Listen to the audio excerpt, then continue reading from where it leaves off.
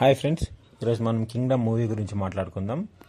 Cinema expect చేసినంతగా అయితే ఏం లేదు, కానీ కొన్ని షార్ట్స్ అయితే మేకింగ్లో నాకు చాలా ఇంప్రెసివ్ అనిపించింది. ఎస్పెషల్లీ సత్యదేవ్ ఇంట్రో సీన్లో సత్యదేవ్ బ్యాక్ సైడ్ నుంచి ఒక షాట్ చాలా బాగుంటుంది. మళ్ళీ విలన్కి ఒక 3-4 షాట్లు పడినాయి, అవి ఎక్స్ట్రాడినరీ అనిపించింది. కానీ హీరోగా విజయ్ దేవరకొండకి ఈ సినిమా ఏ రేంజ్లో నిలబడుతుంది అనేది ఆడియన్సే డిసైడ్ చేయాలి. విజయ్ దేవరకొండ ఎలాంటి హీరో అంటే సోషల్ మీడియాతో సంబంధం లేని ఆడియన్స్ని థియేటర్కి రప్పించగలడు. ఆ క్యాపబిలిటీ ఉంది హీరోకి. రైటర్ కమ్ డైరెక్టర్గా ఎక్కడో తెలియకుండా గౌతమ్ తిన్ననూరి నాకు చాలా ఇష్టం. జెర్సీ రేంజ్ ఎక్స్పెక్టేషన్స్ సెకండరీ అవన్నీ, కానీ ఈ సినిమాతో ఎక్కడో డిసప్పాయింట్ చేసినాడు అనిపించింది.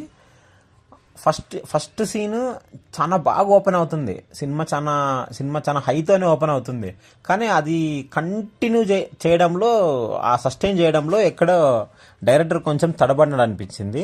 సెకండ్ హాఫ్కి వచ్చేపాటికి ఎక్కడో కొంచెం ల్యాగింగ్ సీన్స్, హీరోయిన్ మధ్య కెమిస్ట్రీ సీన్లు అంత పెద్దగా లేకపోవడం, మెయిన్ ఆ సాంగే లేకపోవడం, హీరోయిన్ మధ్య రొమాంటిక్ సీన్స్ ఉండే సాంగే లేకపోవడం, అది కొంచెం ఎక్కడ డిసప్పాయింట్ అనిపించింది.